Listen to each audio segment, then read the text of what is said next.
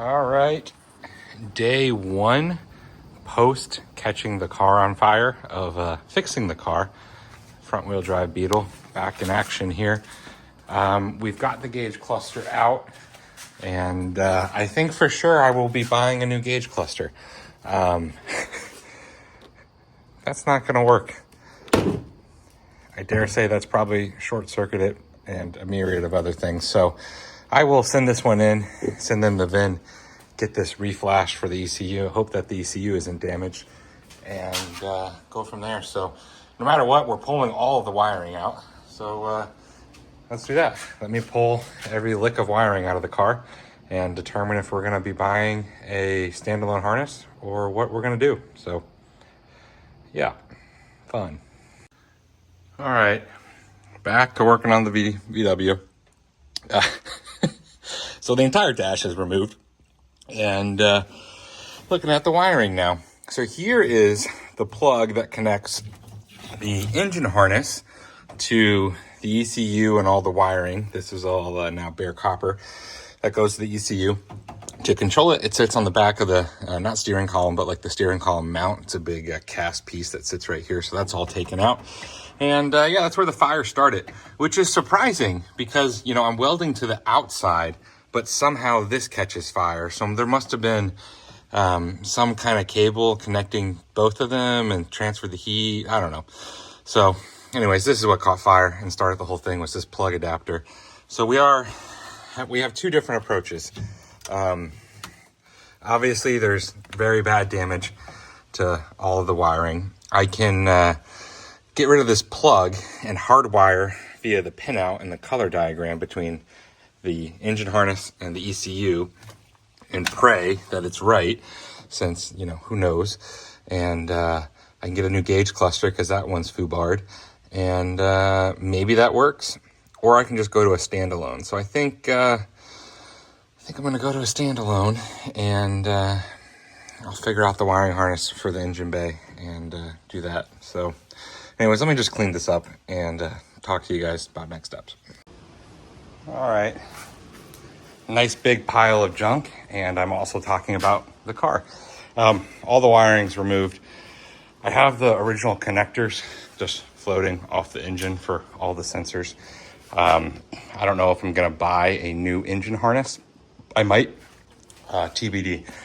I am gonna go with the Haltech Elite 1500 as the ECU, just because there aren't very many videos out there on the Dodge Neons, and there's a guy that has a plug-and-play kit that I can get. So I'll get the Dodge Neon plug-and-play kit with the Haltech 1500. It should be relatively easy, and then I'll add all my own gauges and stuff. So I'm happy with that. A couple of more things. Since the entire wiring is stripped, I'll be using one of my spare painless harnesses and using that for all the accessories, and then I'll have the Haltech ECU actually control it. So while we're here though, it's quite funny. If you zoom in, so that's where we were welding on the fender. None of that sound deadening is burned. So I don't know what started the fire. I mean, it started after I was welding. So obviously there was a wire probably that was touching the panel, and then the wire, you know, transferred all that heat to the plastic connector, and that's what caused the fire. So, I mean, it's still my fault, obviously, but I thought it was a sound deadening, and it was just like napalm in there. But nope, just a wire touching the metal. So not the end of the world, but now that we have all the wiring completely out, the dashboard's completely gone, I am able to relocate the steering wheel to fit me better, so it's not offset to the side. So that's a plus, and then I'll go buy or make a custom gauge panel for it. So not bad, all things considered. Got all the tools to make it run, and it's just a swipe of the credit card to get the new ECU. So project's not dead. Happy with that. Let's start installing the rest of these parts, and hopefully by the time the new ECU and things get here, it's running and driving again. So all we did was catch it on fire and add about 2 months to the build timeline. Not the end of the world. All right, one of the benefits of burning the car down is since we took out the entire dash, we get to mount the steering column where we want it. So now, as you can see from about the middle of the car here, we can angle that steering wheel towards the bench seat, which you know, is obviously small. So we can actually push the steering angle inwards to where you're sitting a little more comfortably, so it's not like left-hand dominant. So that's the first thing we're gonna do. OEM, this was bolted in 2 places. There is a lower one near the steering U joint and then an upper one. So we're gonna do the same thing. We're gonna mount the lower one first, and then we'll mount the upper one with a tube, I think. So make it pretty. All right, first thing on the list is mounting the steering column since we have the floating mount. Here are 2 adjustable brackets, which I'll sand down to get rid of the dross on real quick. But where these brackets will live, if I can make room in my shop, where these brackets will live is right here. So I've already cut an initial bracket to hold the lower mount, SRT4 obviously, because why not? If I'm gonna cut it out, might as well cut out a design. And these brackets will go right here, and then I'll make a bend right about here that bolts them to the poly bushings. That way it's still full poly bushinged, and that's what we're gonna do. So let's sand these off, bend them, and get them bolted in. All right, we've got them sanded, just put them in the Laguna metal sander. So it's just gonna be painted with Rust-Oleum, so I'm not super worried about the finish, but that's how it bends. Here's a straight one, and bada bing, bada boom, boom, boom. Wow, look at that. Perfect bends, almost. Let's weld these in. Yeah, before you say anything, I know I bent this one a little bit lower and this one a little bit higher. Oops. It'll be all right. We'll just weld them differently. Good enough to get it running. Something like that. You know, don't get it right. Don't get it right, get it running, whatever David says. So let's weld these in, get the steering column mounted, take that off the list. All right, so we've got it mounted in place with the complete lower mount right there. As you can see, that's how the bends turned out. And you can see the adjustability that I want it to get the angles in place. So we're maxed out on the far driver side, and then passenger side we're pulled a little closer to get that angle pointed towards the driver. It's still not as solid as I want, so I am going to end up running a tube to this front bar, to the A-pillar bar. So let's do that next. All right, just like that, we're done. We've got the top bar welded in. It's just welded in straight. Maybe I should have triangulated it, but it doesn't really matter. Not for this car. Yeah, here's how everything looks from all angles.